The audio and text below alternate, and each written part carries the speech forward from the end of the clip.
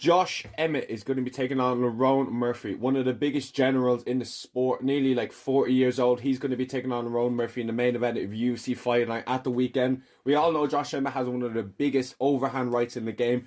The dude literally just holds RBNX and absolutely mashes an overhand. But he's got his hands full here with Lerone Murphy, who's an absolutely banging undefeated prospect. I've been watching Lerone Murphy for a few years now. And he kind of had like such a stop and start career with injuries. Like this dude got shot in his fucking mouth. Like it's pretty insane. He's called a miracle for a reason. But I always kind of had an eye on him. He was an undefeated guy. He looked like he had the skills to pay the bills. And he's got himself now in like a kind of situation where this fight against Emmett will boost him up the rankings massively. But it's not like Josh Emmett is really like coming off a massive loss streak. And he's crawling to stay in the rankings. Josh Emmett knocked out Bryce Mitchell in his last fight in absolutely brutal fucking style. Brutal fashion. One of the worst KOs you'll ever see. Bryce Mitchell was flopping on the floor like a fish out of fucking water. Thank God. Thank God.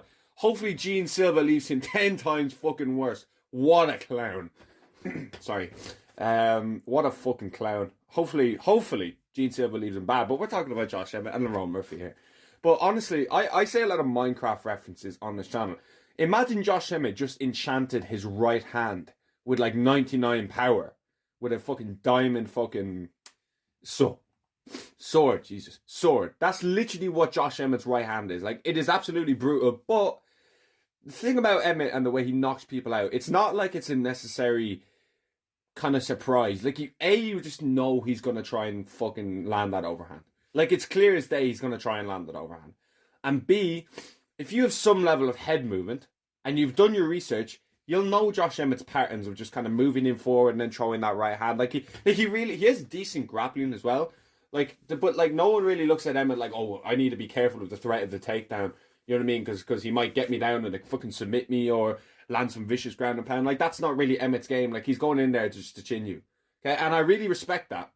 But when you're mixing it up as good as Lerone Murphy can, I feel like that's like any of these top fighters. Like, look at how Ilya just absolutely butchered this fucking dude. Calvin Kattar, that was an absolute robbery. Okay, thought Kattar won that fight, watched it live. Bit of a fucking nightmare. Like, Emmett's had some pretty poor performances. He was scheduled against like Arnold Allen a few times. I think that would have been a terrible fucking matchup. But Arnold does have a little bit of an issue where his chin can be kind of low sometimes. But he's got one of the best movements. I think he's got the best like footwork in featherweight.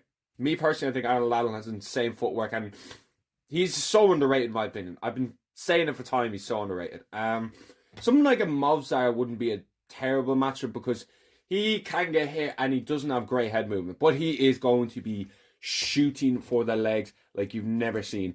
As imagine LeBron James on steroids, like every steroid possible. Okay, just completely shooting all day long for the hoops, getting them in every time. That would be Movzar against Josh Emmett.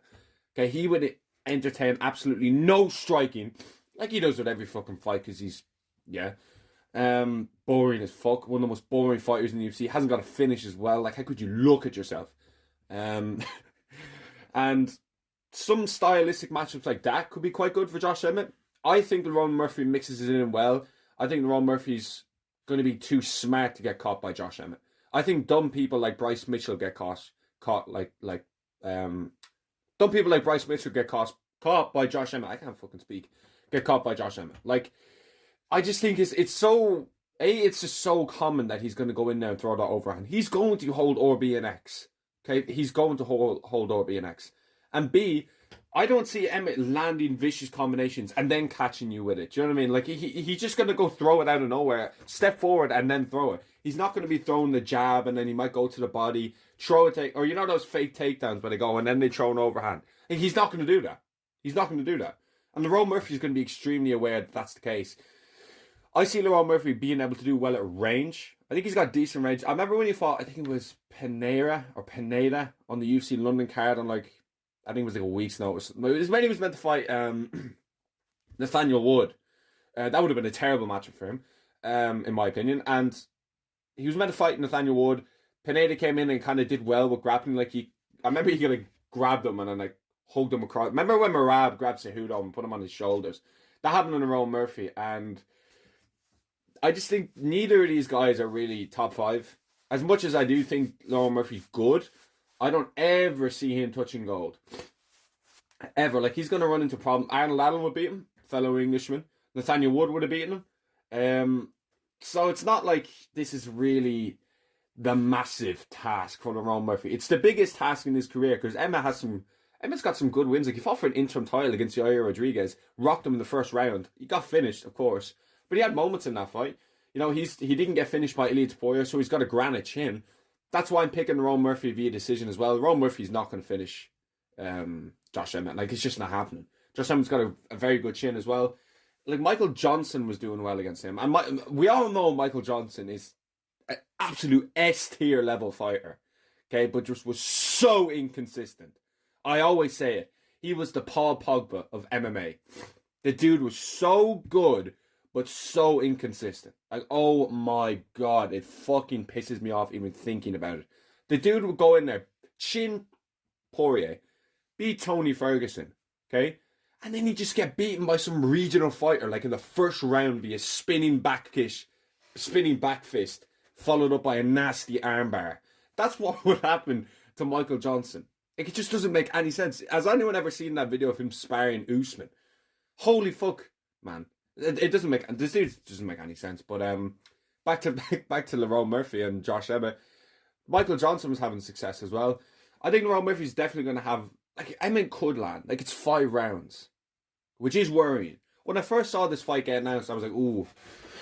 I wasn't exactly filled with confidence from Lerone Murphy when he fought Danny Ige. Danny Ige dropped him bad as well. I can't remember if that was an overhand or anything, but Danny Ige also had, like, good control time as well, but damage beats all. Lerone Murphy's slick with it, okay? But you cannot kind of get into that kind of a fight with Emmett to where it's like the 4th and 5th round.